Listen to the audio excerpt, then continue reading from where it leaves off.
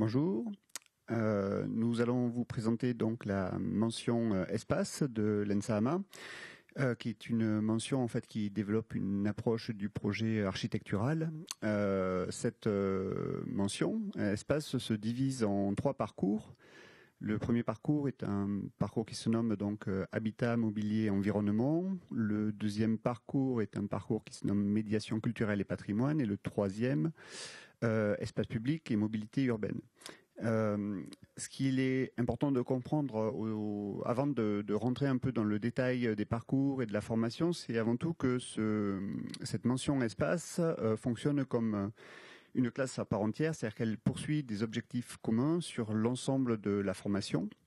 Le but étant, à la fin, de permettre à des étudiants de pouvoir se projeter dans des poursuites d'études qui vont apparaître à la fin de leur cursus. Sur cette classe, ou sur ces 3 parcours, il y a un ensemble de temps qui sont des temps communs, qui sont soit des cours, soit des ateliers qui sont partagés, soit des projets ou des workshops qui vont être animés, qui vont permettre en fait aux étudiants de pouvoir travailler ensemble en fonction de leur spécificité. Les 3 parcours qui sont présentés donc permettent de développer au niveau de la mention patrimoine et médiation culturelle, des projets qui traitent de muséographie, scénographie et reconversion de bâtiments. Sur le parcours qui traite de la question habitat, mobilier, environnement, d'aborder une échelle du projet qui est plus petite et qui va concerner soit la question de l'habitat, soit du mobilier, soit de l'environnement. Et au niveau du parcours espace public et mobilité urbaine, on va être sur des projets qui abordent une échelle différente du projet, qui peut être une échelle paysagère, mais qui peut permettre aussi d'aller vers des projets de commerce, des projets d'espace de travail. Le DNMAD donc est une formation progressive qui s'établit sur les 3 années. L'idée c'est de pouvoir accueillir des élèves qui viennent de formation générale ou de formation STD2A, qui vont arriver avec leurs différents acquis et qui vont être accompagnés tout au long des 3 ans sur une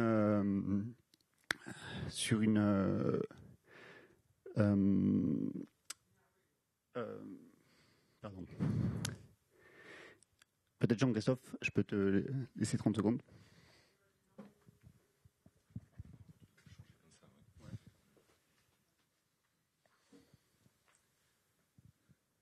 Voilà, donc je vais prendre le relais. Est-ce qu'on a des questions, Marianne, par rapport à nos 3 parcours? Alors on a une question de quelqu'un qui demande si c'est vu comme des gens qui sont peu décidés de postuler aux 3 parcours. C'est-à-dire, est-ce que c'est, par exemple, est-ce qu'on a l'air d'être... sur la question du choix des parcours. Donc en fait, comme le disait mon collègue, c'est d'abord une mention espace, c'est-à-dire que les étudiants intègrent en première année des ateliers qui vont développer des exercices, de la pratique qui est commune à une culture d'atelier qui est propre à ces 3 parcours et donc à la section espace. Donc en fait, ce choix, le choix de la spécialisation, il s'affirme plutôt à partir de la 2e année, 3e année, et on est sur des pratiques qui sont pas très éloignées. C'est juste qu'en fait, il y a une connotation. Donc en fait, un étudiant qui va postuler pour les 3 parcours ne va pas prendre des risques par rapport à un parcours qu'il souhaiterait plus qu'un autre. Il veut aller, par exemple, en médiation culturelle et patrimoine. S'il vise surtout l'intégration de l'école, c'est-à-dire la qualité de l'école de l'ENSAMA, il a intérêt à demander les 3 parcours. Voilà. Donc pour nous, c'est pas un gage de motivation plus faible ou plus forte. Après, c'est sur la question de de la lettre de motivation ou sur le profil qui peut apparaître, le profil de l'étudiant qui peut apparaître en fonction de son cursus précédent, ou si je sais pas, par exemple sur la question de liens qui pourraient être laissés sur un Instagram ou sur les réseaux sociaux par rapport à une pratique du dessin, par rapport à un environnement culturel, je sais pas, la pratique de la photo, l'intérêt pour le cinéma, l'intérêt pour le théâtre ou l'architecture. Donc ça, ce sont des choses qui sont visibles dans la lettre de motivation, mais qui peuvent être visibles aussi dans le profil de l'étudiant. Donc ça, c'est une possibilité qu'on laisse aux étudiants. Quels sont les conseils si on veut rentrer en DNMAD d'espace? Alors, les conseils pour rentrer en espace. Alors, c'est une section qui nécessite beaucoup de rigueur, de curiosité, d'engagement. On travaille sur des échelles qui sont très variables, donc ça peut aller de l'objet. Il y a une mineure objet sur le parcours habitat, par exemple. Ça peut être la question du graphisme pour la mineure qui est associée à la médiation culturelle, par exemple. Et puis ça peut être la grande échelle. Ça peut être la question du paysage, l'insertion du paysage. On fait de l'éco-construction dans des cadres paysagers. Donc le projet de diplôme, par exemple, des habitats cette année, c'est une construction zéro béton sur des berges d'un fleuve. Donc là, on est vraiment sur le grand paysage. En parcours espace public et mobilité urbaine, on peut traiter aussi des questions qui sont liées au transport, par exemple au monde du transport. Ça peut être l'aménagement d'équipements dans les gares, ça peut être du mobilier urbain, ça peut être des promenades urbaines. Donc en fait, les échelles sont très variables et donc ça nécessite quand même de la rigueur, beaucoup d'engagement, parce que ce sont des champs qui mettent en jeu presque tous les champs du design, c'est-à-dire le graphisme, le design d'objets, le textile, les médias numériques. En fait, ça met en jeu beaucoup de choses. On demande à nos étudiants aussi de s'intéresser à la littérature, au cinéma, au théâtre, à la photographie, et d'avoir comme ça une base de culture commune qui va nourrir les projets, et ces projets qui touchent à l'architecture, à l'urbanisme, qui touchent au mobilier, qui touchent à l'architecture intérieure, la scénographie, la muséographie. Et quel type de métier ou alors de diplôme peut-on avoir après le DNMAD? Alors le DNMAD, c'est un baccalauréat licence. Donc c'est un premier temps de formation qui a double vocation. C'est la professionnalisation, c'est-à-dire qu'on monte progressivement dans le détail, dans l'exigence et dans les moyens de représentation ou les moyens de compréhension technique d'un véritable projet à échelle architecturale. Donc on a des étudiants, c'est un peu à la marge, mais il y a des étudiants qui iront travailler avec une licence, avec un DNMAD. C'est le projet de certains de nos étudiants cette année, mais la voie la plus naturelle, c'est la poursuite d'études. On a ce double objectif, c'est-à-dire qu'on va mettre en place l'enseignement général, la culture des arts, la pratique plastique et tout ce qui est autour de l'atelier de conception, de façon à ce que nos étudiants aient une approche théorique sur la philosophie, sur la sociologie, solide, en anglais également, et en même temps, du point de vue du projet, soit opérationnel. Donc en fait, ça c'est la complexité de cette formation, mais ça permet après d'envisager des poursuites en master. Donc ce sont les masters dans les écoles, c'est les masters design qu'on peut trouver sur le ministère de la Culture, qu'on trouve aussi dans le cadre de l'éducation nationale, avec des masters qui sont associés, des formations qui sont associées à des universités.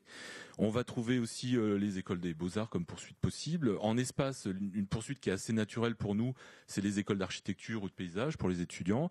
À la marge, les écoles liées au cinéma ou au théâtre sont aussi intéressantes.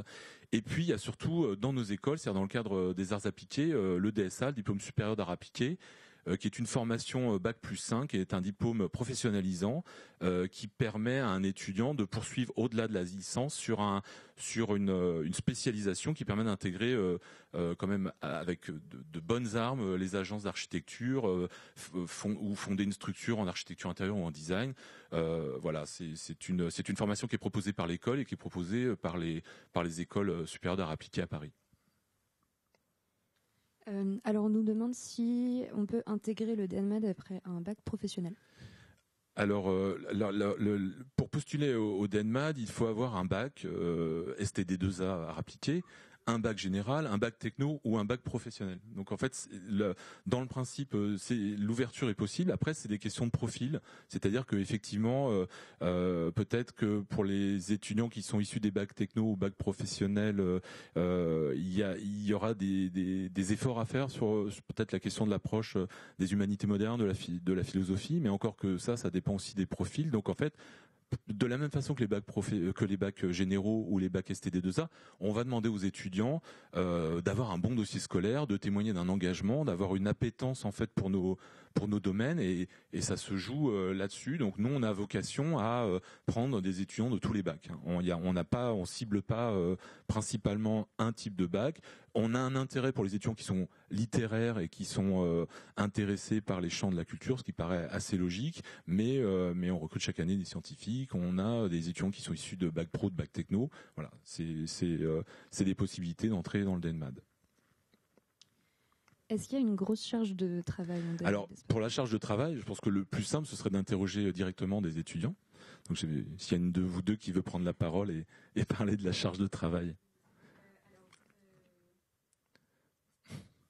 Oui, nous avons quand même une charge de travail qui est quand même conséquente, mais qui est largement gérable et qui permet aussi pour certains étudiants d'avoir un travail à côté, et ce qui n'est pas négligeable quand on habite sur Paris. Donc tout va bien, on est toujours en vie et c'est faisable. Oui, je pense quand on s'engage dans ces études-là, il faut vraiment prendre quand même en compte cette charge de travail, même si même si on peut faire d'autres choses à côté, faut savoir qu'il faut s'engager quand même à 300% dans cette formation pour pouvoir tenir jusqu'à la fin du diplôme. C'est deux aspects. Ouais, moi, je reviens sur ce que tu as dit, Charlotte. Oui, c'est vrai qu'il y a des étudiants qui travaillent en parallèle, mais c'est à la marge, et puis en fait ça suppose aussi que les étudiants s'investissent et s'organisent véritablement bien dans la formation, parce que effectivement, comme on le disait tout à l'heure, c'est très très exigeant. C'est exigeant aussi parce que ça nécessite de l'organisation, c'est-à-dire que il y a des heures qui sont des heures définies comme étant des heures d'autonomie, c'est-à-dire que dans l'emploi du temps, ce sont des heures qui se lisent comme du temps libre, mais en fait ça s'appelle de l'autonomie. Ça veut dire que les étudiants sont censés pouvoir mettre à profit ce temps pour travailler, avancer sur les projets. Nos ateliers fonctionnent sur le principe d'atelier ouvert, c'est-à-dire que quand une section est en atelier, en fait on a des espaces assez grands qui permettent d'accueillir d'autres étudiants qui viennent travailler dans ce temps d'atelier. Donc ça a un double intérêt, c'est que ça leur permet de gérer l'autonomie, mais ça leur permet aussi de croiser leurs regards. Donc il y a des sections qui se croisent entre les parcours et aussi entre les années. Donc il y a certaines possibilités aussi de fonctionner dans ce qu'on appelle un atelier vertical, c'est-à-dire d'avoir par exemple deuxième et troisième année qui sur un temps vont travailler ensemble. Ça nous permet aussi de mutualiser des compétences sur certains projets.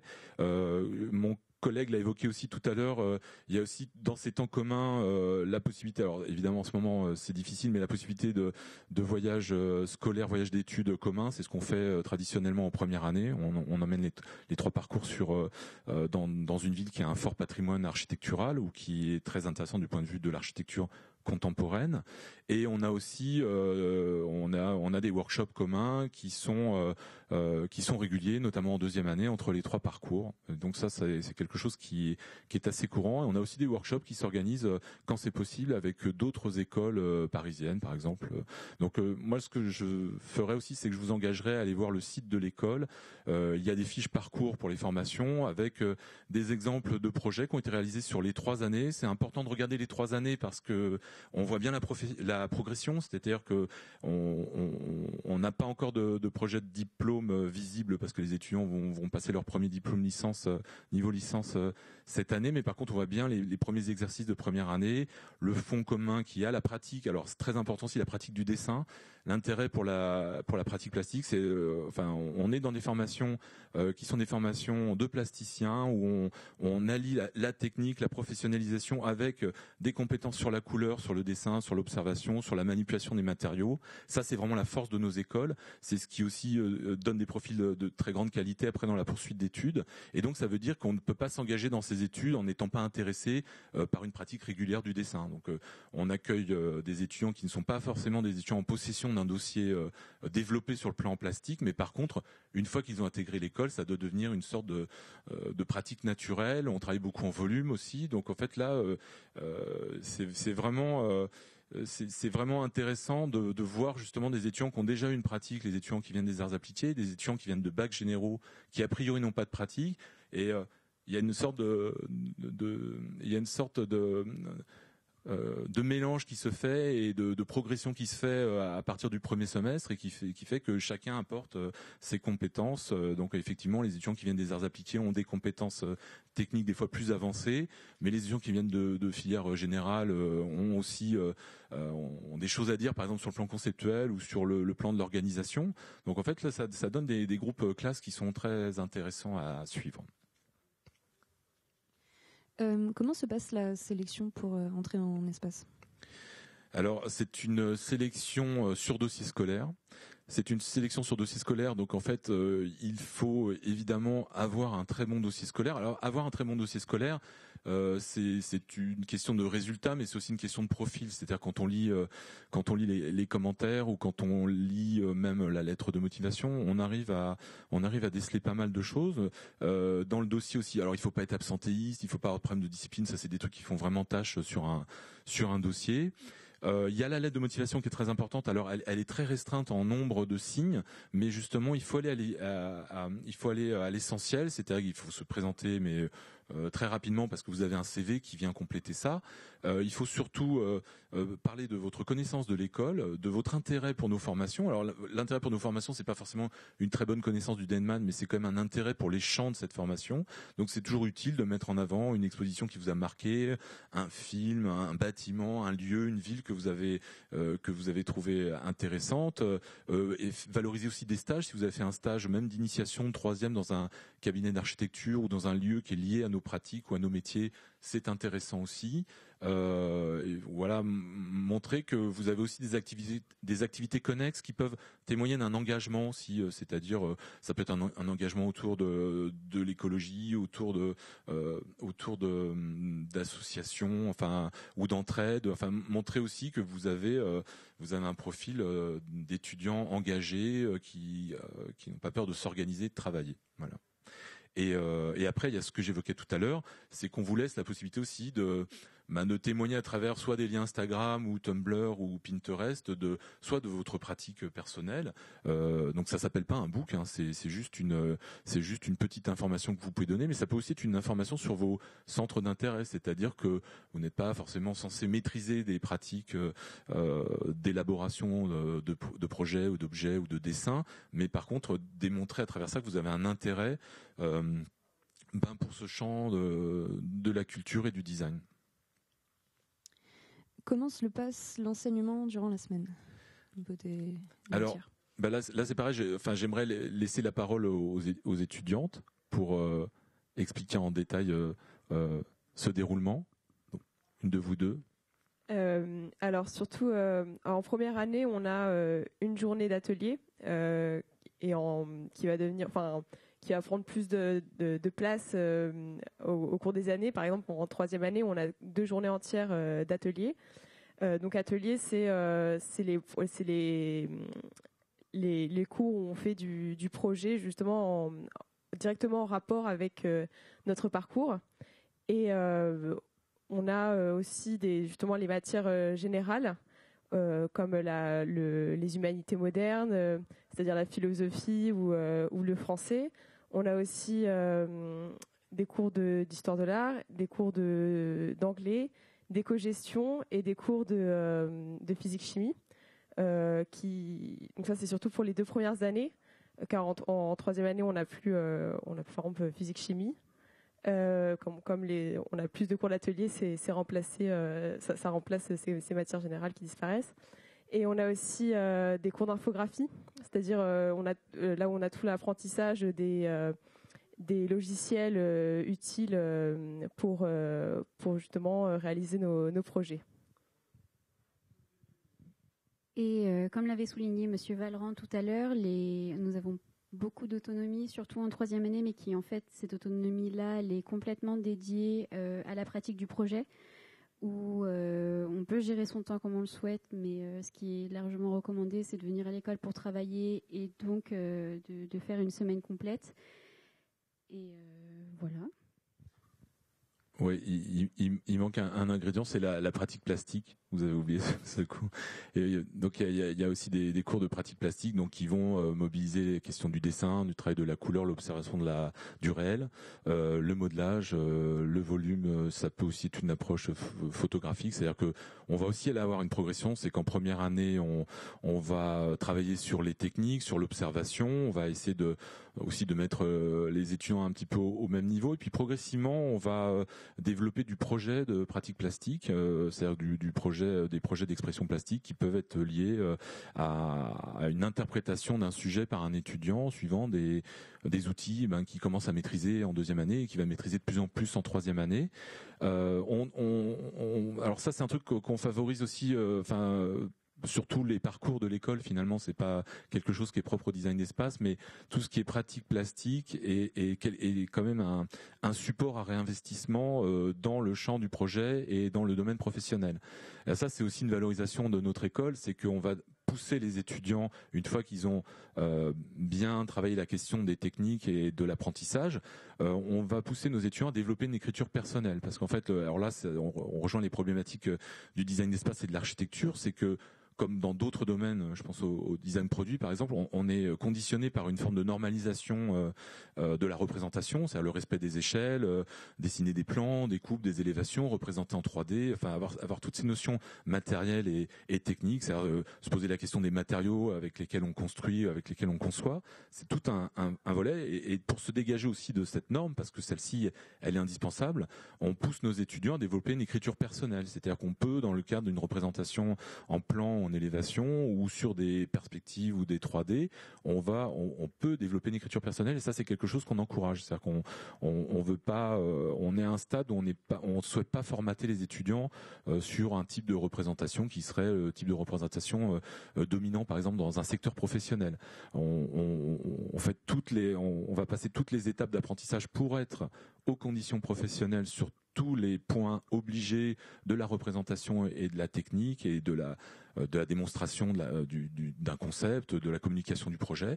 Mais après, on va pousser nos étudiants à avoir quand même une véritable approche personnelle dans l'écriture. Donc ça, c'est quelque chose qui est intéressant à mobiliser jusqu'au niveau du Valence-Grade licence, parce qu'après, quand on rentre dans une voie directement plus professionnalisante, je pense aux écoles d'architecture ou au DSA, on va se rapprocher entre guillemets des normes attendues de la représentation du projet dans les professions. Donc on est toujours sur cet équilibre du respect des contraintes professionnelles et en même temps du développement de la créativité et du développement de l'attrait pour la matière sous toutes ses formes, de la couleur, des textures, des sensations qu'on peut avoir à mobiliser quand on conçoit un objet ou un espace.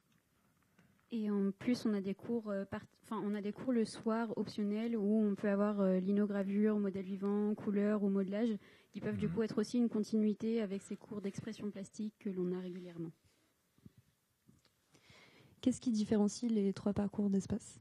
Ah oui, alors je l'ai dit tout à l'heure, c'est vrai que ils sont différents parce que ils recrutent des étudiants qui ont des aspirations différentes. A priori, on se rend compte que ce sont un peu les mêmes étudiants.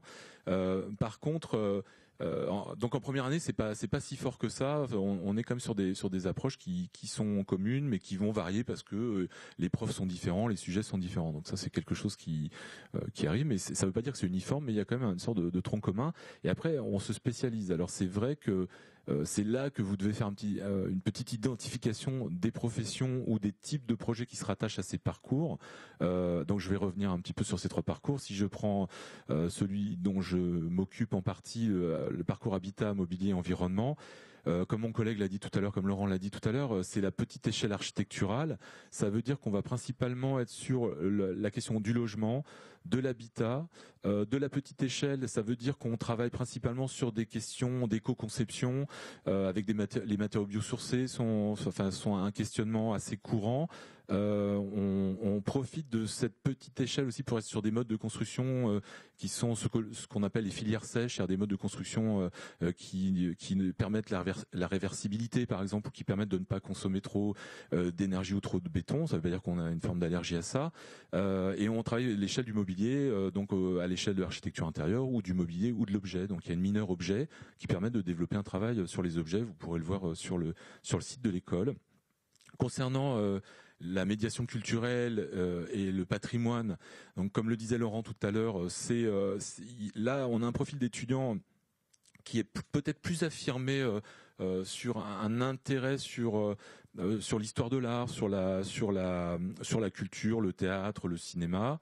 Il y a vraiment une concentration qui se fait progressivement sur la deuxième et troisième année sur la muséographie, la scénographie d'exposition, sur le signe, sur le graphisme, sur le texte, le sens du texte dans l'espace.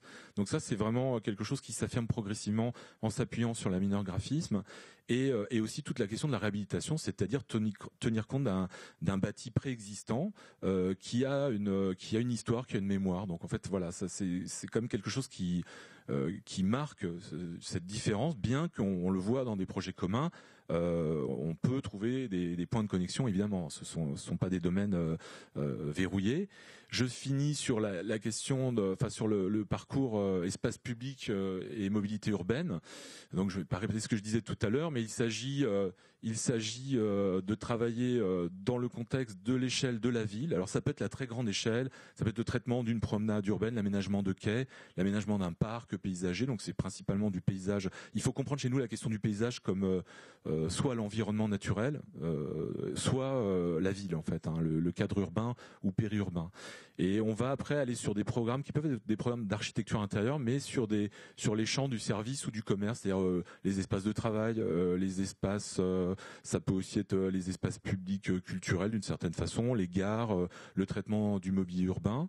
C'est relié à une mineure qui s'appelle la mineure innovation sociale. Et donc là, c'est une mineure qui est assez polyvalente dans le sens où elle va recouper tous les champs. Ça peut être le graphisme, l'objet, ça peut être les matériaux, mais avec toujours la vocation d'aller sur une question d'innovation dans le champ social et donc avec un souci d'une bonne compréhension de la société dans laquelle on vit. Voilà. Est-ce qu'il y a des projets faits entre les trois parcours ? Alors oui, il y a des projets qui sont faits entre les trois parcours. Donc comme je le disais tout à l'heure, on a institué avec la création de ce diplôme un projet commun chaque année en deuxième année. Chaque année quand il n'y a pas le Covid, on va dire, voilà. Mais on a institué ce fonctionnement-là. Après, ça peut prendre d'autres formes. Il y a des sections qui se croisent en troisième année, par exemple, et qui pourraient très bien potentiellement avoir un même territoire de diplôme. C'est-à-dire un même territoire de projet, mais avec des notions différentes et complémentaires. Donc ça se croise à ce niveau-là. Ça se croise aussi par le biais des voyages scolaires ou des voyages d'études. Donc encore une fois hors Covid. Et on a un bel exemple qui est visible, qui est visible sur notre site, mais qui est visible aussi certainement sur le site de notre partenaire. C'est l'année dernière, on a travaillé sur une exposition pour un bailleur social qui dépend de Post Habitat, qui s'appelle Toi et Joie. Et donc les étudiants ont travaillé les trois parcours sur la question de la conception de cette exposition. Cette exposition a été réalisée, fabriquée. Des étudiants de nos sections ont été en stage auprès de ce bailleur social. Ils sont allés jusqu'à la construction et la livraison de cette exposition avec tous les champs professionnels qu'on peut imaginer, c'est-à-dire les questions de budget, les questions de temps, les questions aussi de signes, de graphisme, enfin la question du commissariat aussi, commissariat d'expo. Donc on était plutôt sur un champ qu'on pourrait identifier comme étant le champ de la médiation culturelle et du patrimoine, mais on était aussi sur l'échelle de l'objet. On est dans la question aussi du rapport à la ville, parce que c'était une rétrospective du logement social. Donc on est aussi sur le champ des espaces publics ou de l'habitat. Donc en fait, quand on utilise des territoires communs pour les trois parcours, on trouve toujours les thèmes qui vont permettre de nourrir la spécialité de chacun des étudiants en fonction de leur parcours. Et je finirai juste en disant qu'on a aussi une logique de d'une approche de la réalité, c'est-à-dire comme nos collègues de design d'objets en particulier, on va travailler avec des partenaires. Donc ça peut être des réponses à des concours, ça peut être des partenaires institutionnels qui nous sollicitent. Donc il y a l'exemple de Toi et Joie, là on l'a donné, mais c'est quelque chose qui arrive très très couramment. En deuxième année de patrimoine cette année, il y a eu un travail autour du théâtre des Amandiers. Donc ça c'est un partenariat réel. Les étudiants vont sur place, il y a un relevé, ils rencontrent des intervenants, il y a une commande une question qui est posée aux étudiants et on va jusqu'à la restitution de l'avant-projet et ça permet d'avoir un échange avec des partenaires qui viennent nous voir, qui viennent aussi participer aux évaluations et au jury. Donc ça connecte en fait les étudiants avec la réalité, sachant que la difficulté en espace et en architecture, c'est que la réalité, on la touche rarement du doigt, sur des petits objets, sur du mobilier, sur des aménagements, on peut approcher l'échelle 1, mais nos étudiants comme les étudiants de l'école d'architecture ne seront dans la réalité de leur projet que quand ils construiront réellement, ou quand leur conception feront l'objet d'une construction. Voilà. On a une question pour les étudiantes. Pourquoi avez-vous choisi cette école et pourquoi un parcours parmi les trois? Alors pourquoi cette école? Déjà parce que c'est une des écoles qui était qui avait la communication la plus intéressante et qui proposait lors des journées portes ouvertes les projets que je trouvais les plus intéressants. Il y a aussi justement pendant les journées portes ouvertes le contact avec les étudiants qui m'a vraiment donné envie de venir dans cette école. Après, pourquoi cette formation? Donc moi, par exemple, je suis en espace mention habitat, mobilier et environnement. C'est parce que tout simplement, en fait, au début, j'aspirais au métier d'architecte d'intérieur. Il se trouve que ça a pu évoluer puisque c'est un parcours qui nous permet, au fil des années, de revoir un petit peu nos idées puisqu'on rencontre différents projets, différents partenaires. Donc ça a pu évoluer et voilà, c'est un parcours qui est ouvert à pas mal de voies. Donc même si on n'est pas forcément hyper au clair dès le début, vraiment sur une profession, il y a aucun souci, c'est quelque chose qui va pouvoir venir au fur et à mesure et qui va se préciser. Et c'est fait pour ça d'ailleurs que le parcours en 3 ans, pour venir préciser les choses et voilà, pour pouvoir après choisir sa poursuite d'études en fonction de ce qui nous aura le plus marqué et plu et inspiré. Alors pour ma part, ça a aussi été aux portes ouvertes où j'avais beaucoup apprécié les projets, la relation notamment avec les élèves qui étaient présents, où en fait il y a quand même une très bonne ambiance dans l'école et une mixité de parcours incroyable, notamment aussi avec les métiers d'art, où on a un grand atelier pour pouvoir créer justement.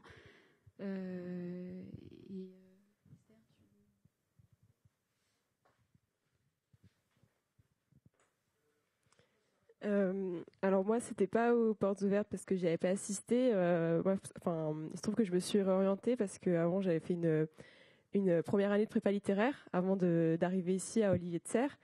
Et en fait, moi, ce que je cherchais, c'était une formation plus pratique que justement ce que j'avais trouvé dans ma formation littéraire. Et en me renseignant sur l'école, en contactant des gens qui étaient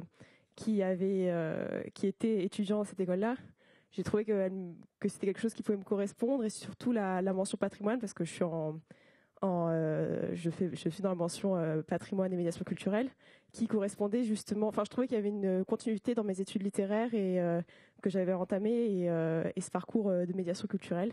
Et c'est ce qui m'a donné envie de m'inscrire à Olivier de Serres.